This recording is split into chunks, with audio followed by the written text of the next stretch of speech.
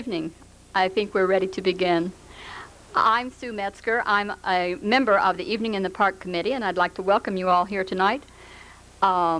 We'd like to thank a couple of people. We'd like to thank John and Linda Darrow for opening their lawn to you and allowing you all to come and sit and look at their home and listen to our speaker tonight.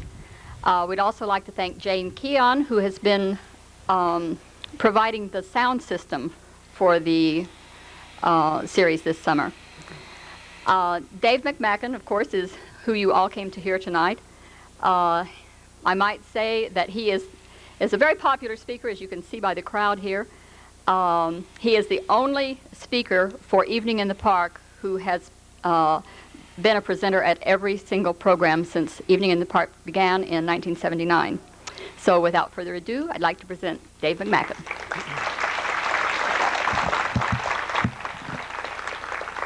Thank you, Sue. There are just a couple of housekeeping chores before we begin the talk, and there are a couple questions that you probably have. Most people would, unless you already know the answer to them, and one question, many of you don't know the answer, most of you don't.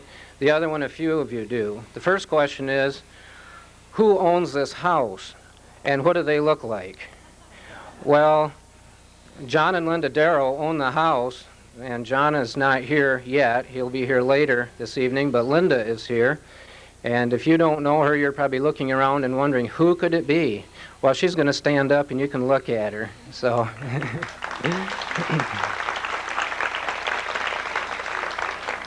and members of the family are here. Jason, her son, who's going to be a senior this year, and their guest,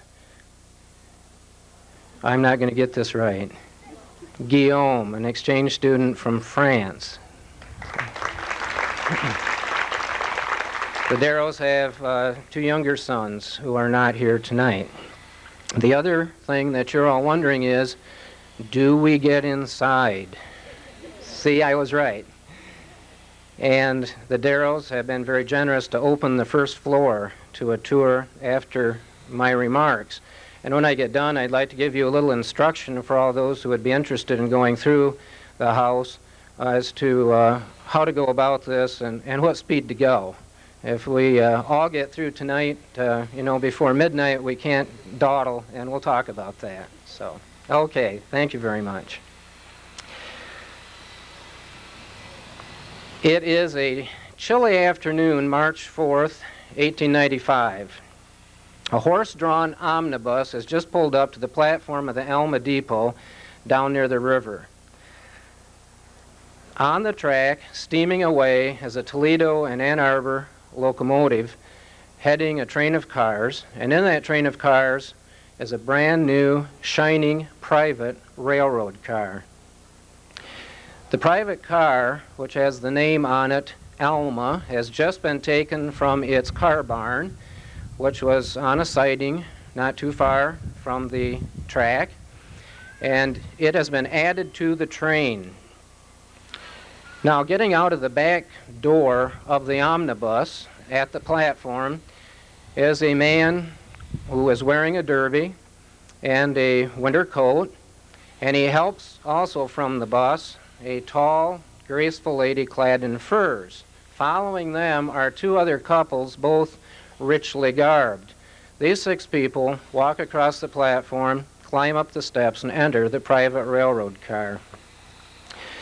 Conspicuously absent on this particular March 4th is an Alma citizen who's 72 years old, and his wife is not there either. He's the owner of the car, and he fully intended to be on this 8,000-mile trip, but pressing business needs have kept him in Alma. The train whistle shrieks, the train begins to move, and settling into the opulence of the Alma are Sarah and Henry Lancashire and their guests, the Saginaw businessman, W.T. Knowlton and his wife, and Mr. and Mrs. H.L. Ayers of Boston. Mr. Ayers owns one of the largest advertising agencies in the country. The Ayers and the Lancashires are friends from Detroit days. As the houses of Alma slip away, adventure beckons the party.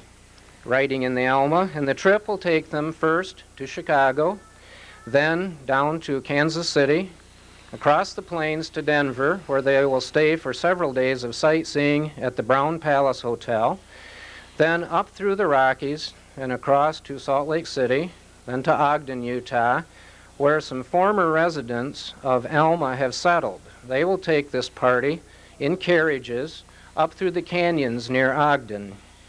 Then the Alma will go up through the steep escarpment of the Sierra Nevadas, down the other side to Sacramento, to San Francisco, where they'll spend 4 days at the Palace Hotel.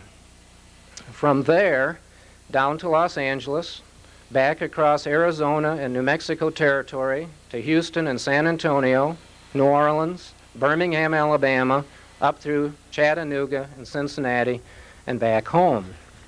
The Lancashires plan on returning to Alma 40 days after departure. They've said that the purpose of the trip is to promote the virtues, the healing virtues of the hot springs, the water, at the Alma Springs Sanitarium. This is owned now by Mr. Lancashire, but this claim only vaguely disguises the real purpose of this trip, which is a long, relaxing vacation aboard this palatial private car where Sarah and Henry Lancashire can live the life of the wealthy. Their children, Harriet, Ami, and Helen, are staying in Alma with the governess. Their guests, the Knowltons, may have been aboard the car before, but the heirs have not, and so a tour of the car is in order. They show the heirs the sleeping quarters, the observation parlor, complete with a working fireplace, the sitting room, the kitchen, and the bathroom. The car is a rolling showplace of Victoriana. It's a masterpiece of tassels and gingerbread where the inhabitants eat with sterling silver and are catered to by a servant from Alma who also gets to see the wonders of the West. Meanwhile, back in Alma, the owner of the car, the millionaire capitalist, Ami Willard Wright, ruefully considers the circumstances that have allowed his beloved only surviving child, Sarah, and her husband Henry to take the Alma on this lengthy journey, while he deals with the business affairs that generate the funds to make the journey possible. Sitting down to supper in his great stone mansion at the corner of State and Downey, he no doubt reviews the tragic circumstances that have brought him and Sarah to this point. He has lost 4 children and a wife. First, Carolyn and Arthur died as children. Then came the death of 20-year-old son Ami of typhoid. Then the long decline and final death of Harriet Wright, his wife. And just 2 years ago, in 1893, came the death of his 24-year-old son George, also a victim of typhoid.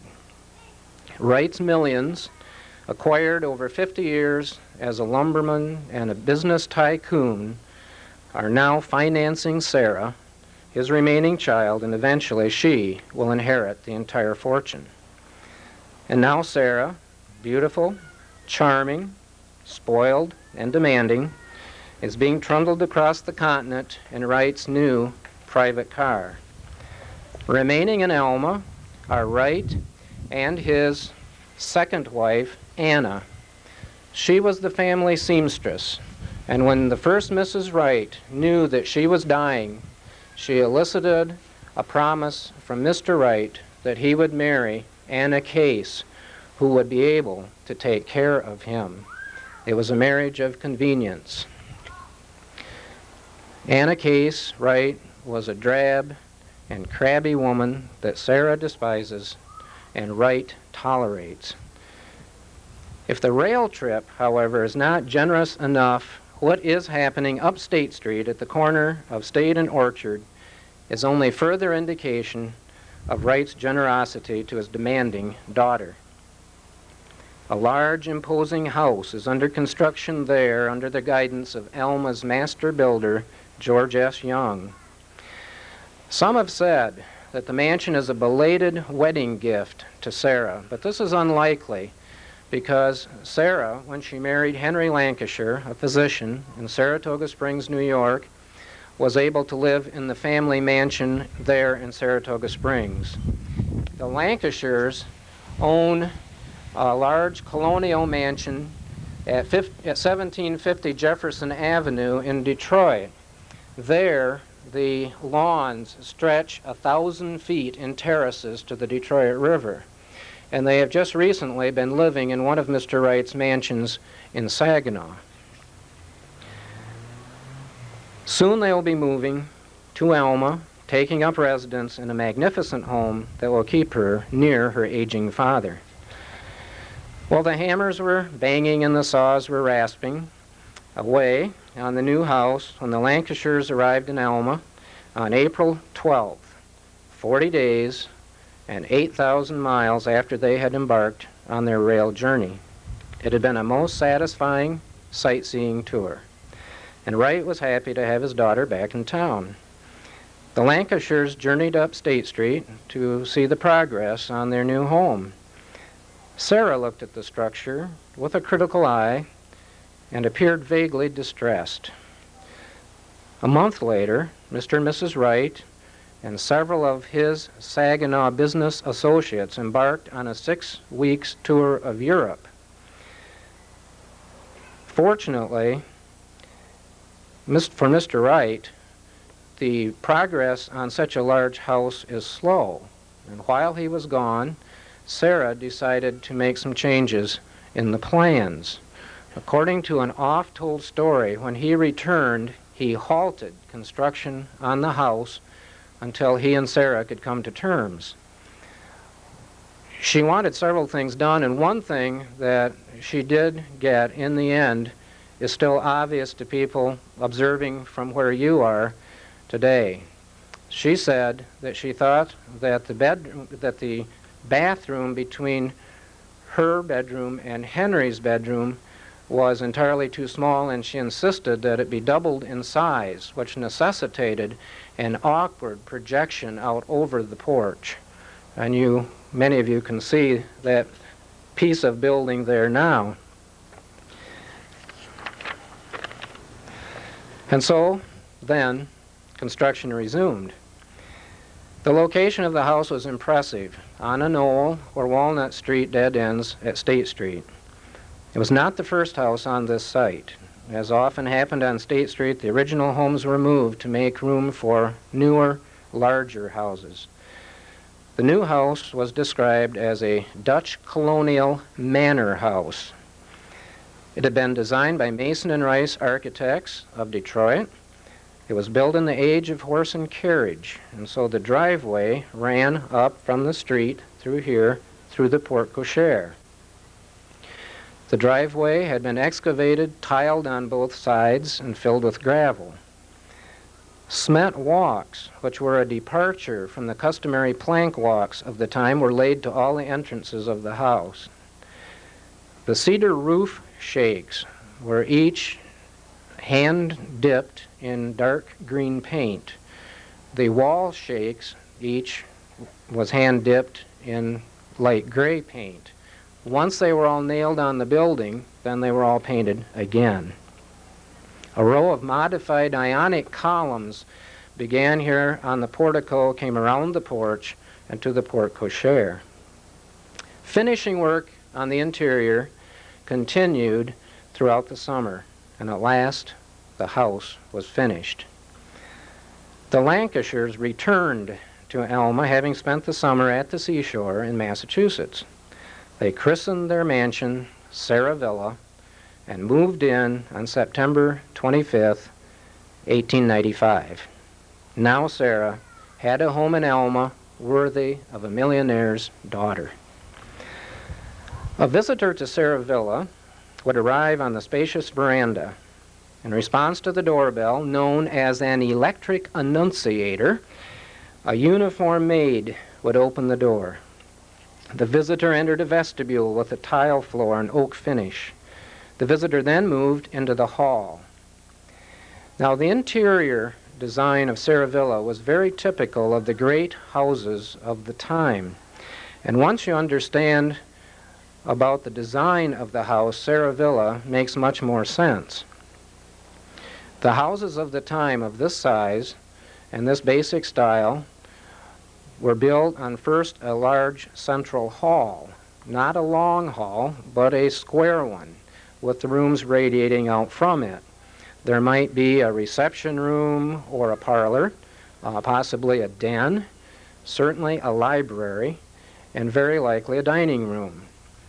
The kitchen and other rooms would be relegated to a wing somewhere, sometimes attached to houses, sometimes not even attached. And so understanding that a central hall, and a very beautiful one, is essential to a home of this basic design, then begins to shed some light on why the house is designed in the way that it is. Let's follow a visitor through Saravilla. The hall of Saravilla is impressive. The visitor notices two features at once: the fireplace on the wall opposite the door and the stairway rising to a landing.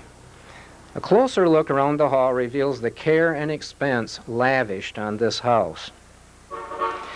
The room is finished in imported English quarter-sawn oak with 8-foot wainscoting, an oak ceiling with oak beams, and oak side settles or settees flanking the fireplace.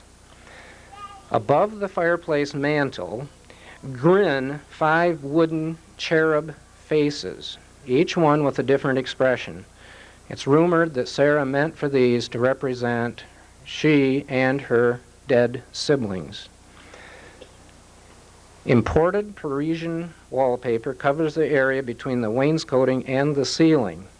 And this wallpaper features griffins, which are grotesque, fierce creatures that were thought to guard people and buildings. 4 large windows face the street with seats across the alcove. The hall floor is beautiful hardwood, and the hearth is bordered by imported English tile. All of this remains today.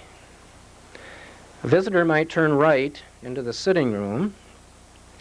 Here, Sarah officially meets guests. This is the only downstairs room that is carpeted. The other rooms have hardwood floors and oriental rugs. The sitting room has white and gold French provincial furniture, and the woodwork is white enamel. Behind the sitting room, back in the opposite corner of the house from us, is the den. It's described by an observer of the time as a quaint old Dutch room. It has a large fireplace and mantel with decorations of black and reddish tile.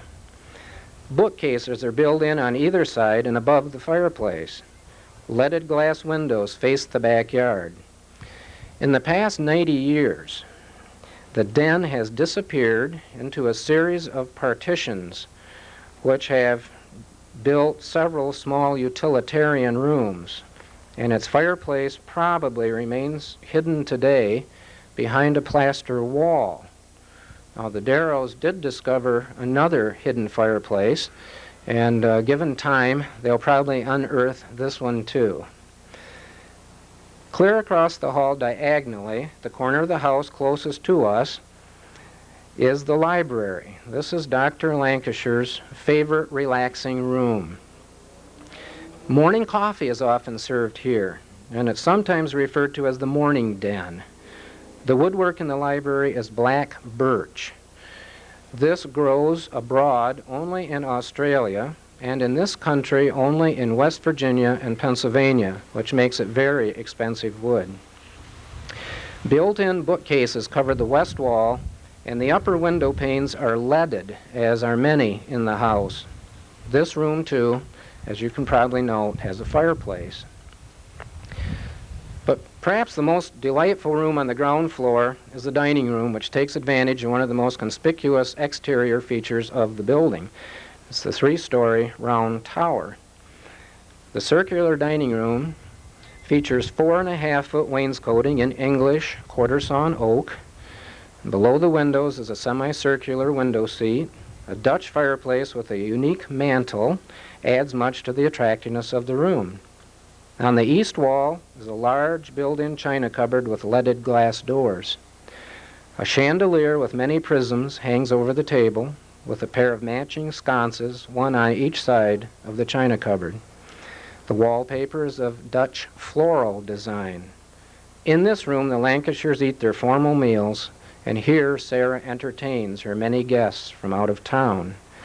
This room is basically unchanged today. Opposite the dining room, across a corridor, is a large cloakroom of paneled oak, and next to it is the downstairs lavatory. Moving from the front hall down the back corridor, the visitor would find first the housemaid's room. Then comes the kitchen, which contains the latest conveniences, including a French range with a charcoal broiler set in a mammoth chimney. In the pantry is a large built-in refrigerator with shelves, and the iceman comes delivering the ice, climbs steps on the outside of the house, and puts the ice in through a small door.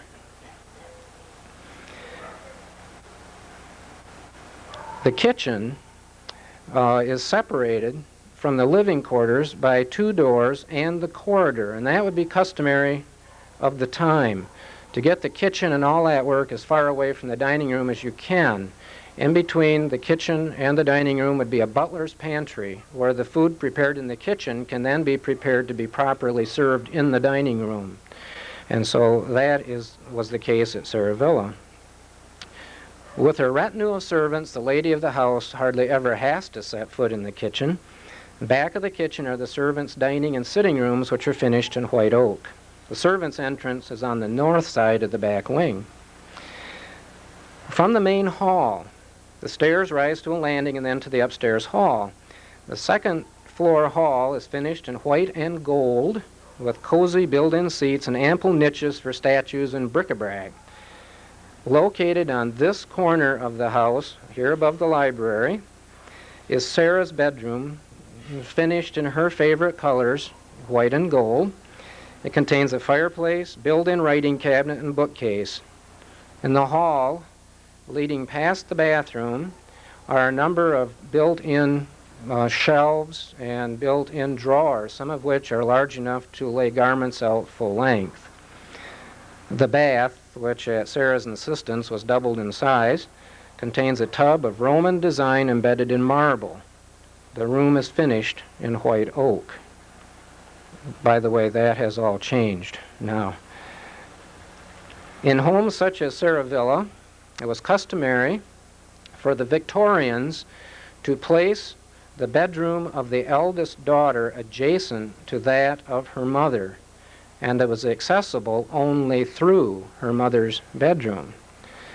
Such is the case of eldest daughter Harriet Lancashire.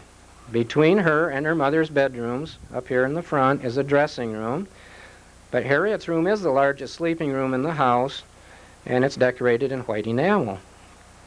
It too has a fireplace and a mantel done in a dainty design.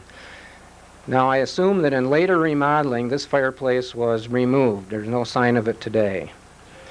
Perhaps Helen, the third child and second daughter, also slept in this room. The remaining room on the second floor, which is directly diagonal from where we are, was the guest room. As might be expected, it's finished in white and gold, with an white ivory mantel and hearth, and a dressing room and a bath adjoin the guest room. Now, it too has disappeared in remodeling, but the Darrows discovered the fireplace. It had been closed up, and the fireplace now is located in a bathroom. It may be the only bathroom for miles that has a fireplace. At the back of the west wing on the second floor are servants' quarters. A dark wood stairs rises to the third floor, where the largest room in the house is found. This has been designated as the billiard room, and it's lighted by a skylight. On either side of this room are sleeping rooms. The third floor houses closets for storage and for Dr. Lancashire's sporting equipment. The third floor is finished in black ash, and it is here on the third floor that young MI Lancashire has installed himself. But that's not all. There's the basement, which houses the boiler room, the laundry and drying rooms, and the vegetable, coal, and wine cellars. Running water in a house of the time is a novelty, but it has it. It's affected by pumping water into tanks up in the attic. A dumbwaiter runs from the basement to the third floor.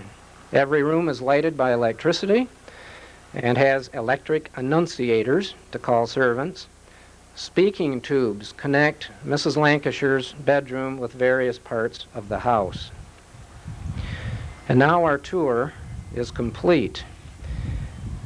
The house, though, is but part of the Lancashire's Alma estate, because the property fronts 200 feet on State Street, but it also fronted 650 feet on Orchard Street. The rest of the compound had to be completed with outbuildings and landscaping. Behind the house were the trees of the large orchard that had been part of the Cahoon farm, and the Lancashires kept their share of the fruit trees. They built a large, quaint stable at the rear of the property for housing the caretaker and housing for the caretaker up on the second floor. They also installed a tennis court in the backyard. Hedges and fences surrounded the property. Most notably, the great stone fence that separated the yard from the adjoining sanitarium park. This fieldstone wall, with its parapets and its wrought iron fence on top, also had some broken glass embedded in the cement on top to discourage climbers. Spectacular formal gardens completed the backyard, done by an imported landscape architect. And so the Lancashires lived in their estate at least part of the year. When they were in residence, a flag emblazoned Saravilla flew from a flagpole in this front yard. But life goes on, and changes were soon in store for Saravilla. After only a few months in the new mansion, Sarah found herself in the family way. The pregnancy did not prevent her from taking several trips in the private railroad car. On September 15th, 1896, Lila Lancashire was born here at Saravilla, the last of the 4 children born to Sarah and Henry. Harriet, MI, Helen, and Lila occupied much of the lives of Henry and Sarah, but not necessarily in the traditional way. When the parents wanted to be out of town, the children simply got left with governesses here. But Henry was a doting father, and in 1901, with the children getting a little older, he constructed a building that was the envy of every child in Alma. This children's dreamland was a 1/3 scale playhouse that sat in the backyard. Its gambrel roof and its veranda were styled after Saravilla's, but its interior was most impressive. The first room inside the door was a living room studio which was open to the rafters. At one end stood a fieldstone fireplace. Behind the living room was the kitchen for the girls and a shop for young MI. All appliances, tools, and furniture were 1/3 scale. On the south side of the main room, a ladder rose to 2 small bedrooms, and on the north side, another ladder allowed MI to climb to the seclusion of his darkroom where he practiced his hobby, photography. The children took turns hosting their friends on the weekends, and friends they did not lack, for the children were quite generous and down to earth. At one of Lila's birthday parties, in the main house, brick ice cream was served with a split dessert fork, and one of the little guests cried, "Oh, look, my fork is broken." But Lila leaned over and said, "Never mind, mine's broken too." Lila had bright red hair, which was a great embarrassment to her. She was teased so much about it that at the table she wore a hat, And Sarah went along with this desire until the girl finally outgrew it. She's also the daughter that drank vinegar to lose weight. Although the Lancashire children had many friends in Alma, they lacked the freedom of other Alma children. They could not merely run around and get dirty like other kids. And they tended to bother Grandfather Wright. His crabby wife, her old maid sister, and other of her relatives had come to live in his house. And he often came up the block to Saravilla to escape. But the Lancashire children were warned not to approach their grandfather. Harriet, as a young teenage lady, was sent off to the Liggett School in Detroit, and later to Miss Benson's school in Boston. Alma attended Phillips Academy in Andover, Massachusetts. Helen and Lila were destined to attend Miss Spence's school in New York City. If the Lancashires were obligated by Mr. Wright to live in Alma, Sarah was preparing her children for the day when they could leave this small town. Her dreams of being a socialite in Detroit and Saratoga and Boston and New York were stymied only by the fact that her father continued to live, and he lived in Little Alma, and he was the source of the money. If she were confined part of the year to Alma, Sarah found that she could at least invite her wealthy friends from Saginaw and Detroit. However, Saravilla was deficient in two areas. It lacked bedrooms sufficient for a family of 5 or 6, plus invited guests, and there was no place to hold a ball.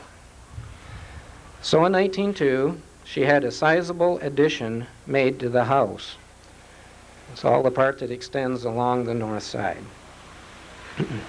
It added a 40-foot living room or drawing room or ballroom where the carpet could be rolled up for a party.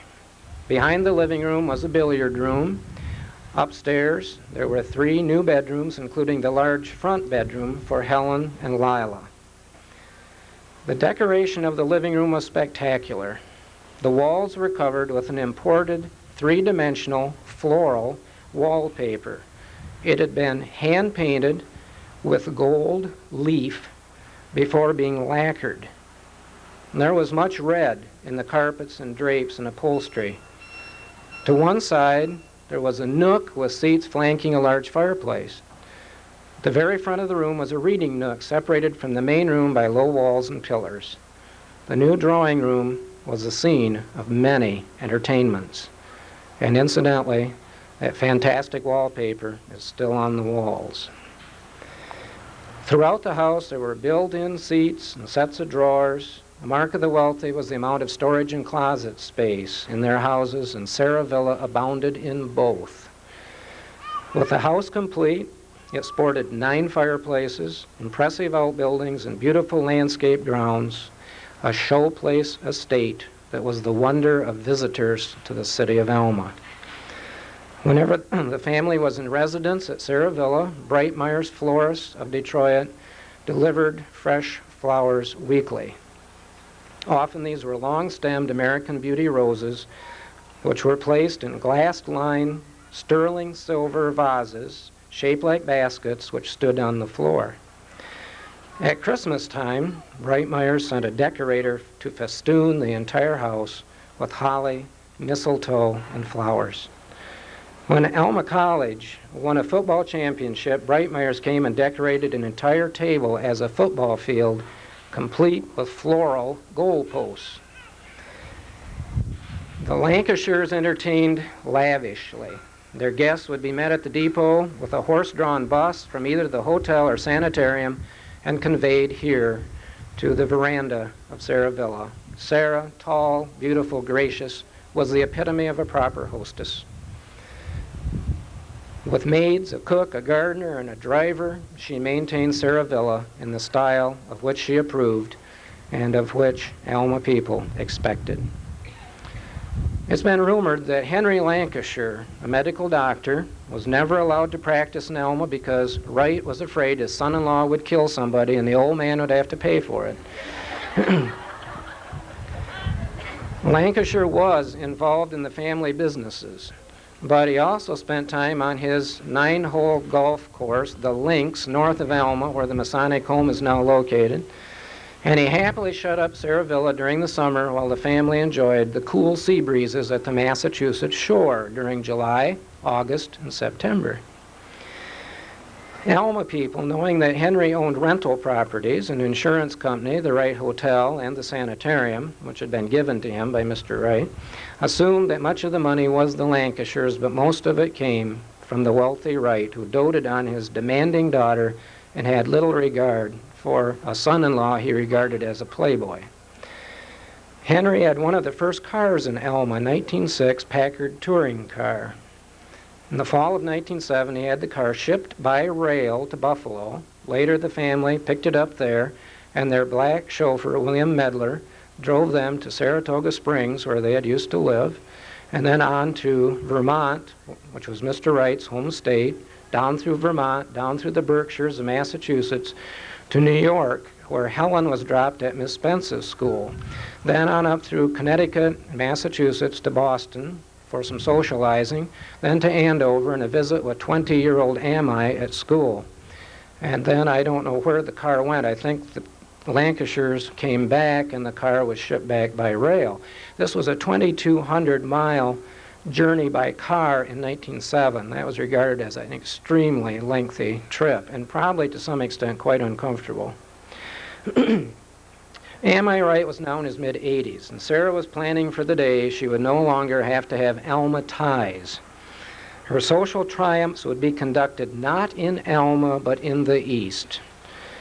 On the upscale and rocky shore north of Boston, at Manchester by the Sea, she found the ideal summer home.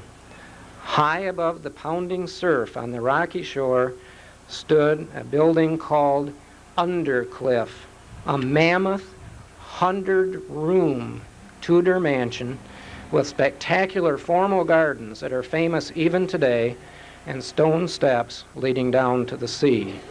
They bought this house, which they renamed Grafton Wood, in honor of Mr. Wright's birthplace, Grafton, Vermont.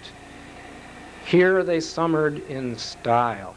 And here it was in the spring of 1911 that Harriet Lancashire married J. Lawrence White, a recent Harvard graduate from Beacon Street, Boston. A.M.I. Wright died in the spring of 1912 at the age of 89. He left virtually all of an estate estimated at $10 million to Sarah. This would be about $50 million or more by today's standards. Some trusts had been established for the grandchildren. To her dismay, Sarah found a stipulation in the will stating that she was still expected to live in Alma for a while. And she spent several years getting this regulation removed so that she could exit Alma for good. The Lancashires sold their colonial home in Detroit for $125,000, and by 1916 were able to leave Alma for the East. Saravilla was empty and for sale. The tennis courts in the backyard, however, were maintained for use by the public. Young A.M.I. Lancashire graduated from Yale in 1911 and worked in Detroit banks until World War I, when he became a naval ensign. And he, as many of the young men who fought in World War I, died not of wounds in the war, but as victims of the great influenza epidemic of 1918. Helen aspired to be an opera singer and went to Italy to train. There she met and married Count Umberto Coletti Peruca. They had 3 children, and every summer for years, Sarah brought Helen and the Count and the children and their retinue of servants to the great mansion Grafton Wood on the shore. Lila married Richard Southgate, who later became chief of protocol under Franklin Delano Roosevelt. Sarah and Henry bought a townhouse in New York City on Fifth Avenue. They owned 3 Rolls Royces, one convertible Henry drove. They had two chauffeurs, one for Sarah and one for Lila, who at that time was left at home, and she rode in that with her chow dog. Henry died in 1935 and Sarah in 1947. They had lived high, wide, and handsome. They had stinted on absolutely nothing. At the time of Sarah's death, she had 10 mink coats, and she had gone through virtually the entire right fortune. She had almost nothing left. Saravilla, though, was purchased in 1918 by Charles Rhodes, a local druggist who had invested largely in the great Republic Truck Company of Alma, which was making investors rich during World War I. Seeing the company begin to falter in the 20s, he sold his drugstore and moved to Chicago, where he became one of the founders of Celotex Corporation.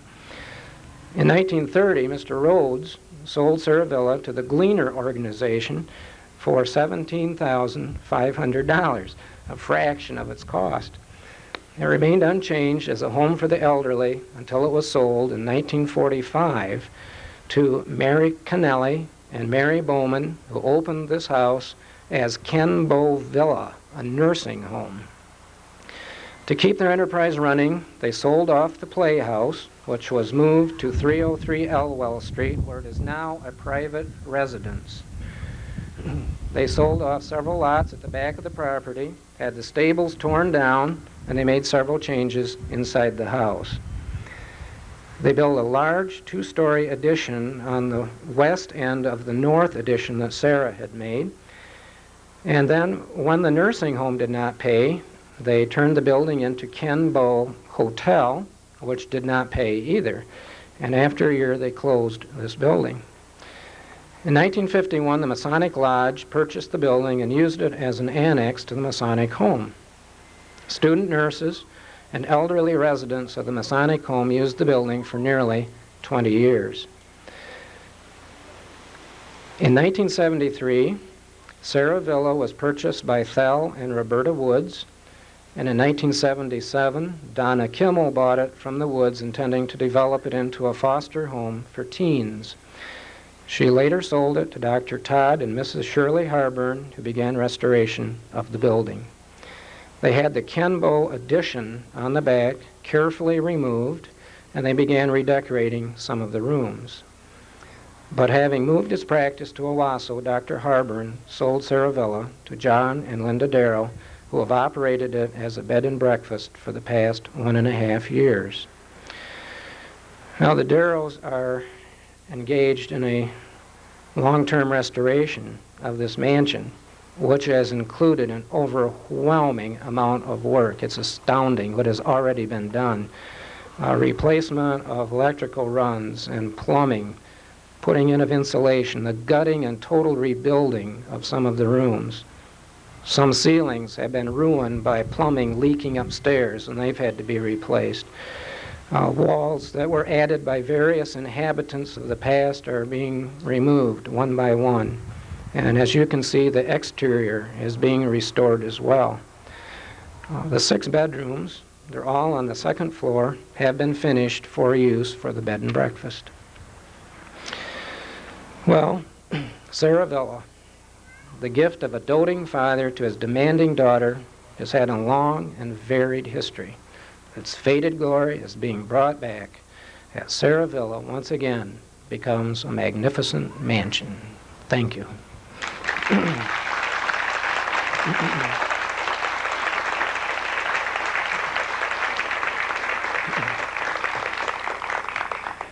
Now for a showing of hands. How many of you want to see the inside of the first floor? Okay, Linda, you can see what's happening here. Now, here are the instructions.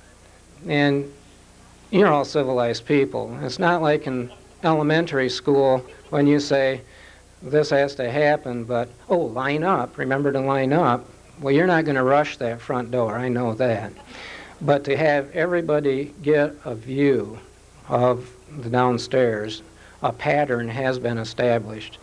And Linda has enlisted some of her friends to kind of help us go through more or less in a line and keep moving so that the people behind will also have a chance to see. And so We're basically, I think, going to go in the front door, take a look at the hall as you kind of probably stand there, move down through the rooms to your right, and they will guide you back through a back hall, which used to be the den. You'll get a look in the library and in the dining room, and then you get to go out what is now the guest entrance, but was originally the servants' entrance. So thank you for coming. Take a look at things and just enjoy this wonderful home.